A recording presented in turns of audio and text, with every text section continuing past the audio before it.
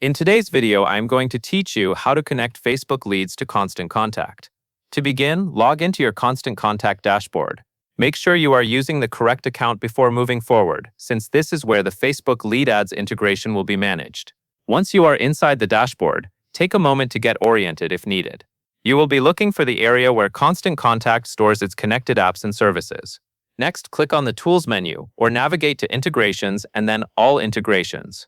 Both paths are meant to take you to the same place, so use whichever option appears in your version of the dashboard. This section is where you can browse available connections that allow Constant Contact to work with other platforms. When you arrive there, search for Facebook lead ads. Once you see it in the results, click Connect. This opens the setup process and tells Constant Contact that you want to link your Facebook lead forms with your email marketing account. If you have several integrations listed, using the search function can help you find this one faster. A connection pop-up window will appear. In that window, click Login with Facebook. This takes you into Facebook so the two platforms can be securely linked. If the pop-up does not appear right away, check whether your browser is blocking pop-ups, since that can interrupt the setup process. Now sign in to Facebook using the account that has the proper permissions for the Facebook business page you want to use.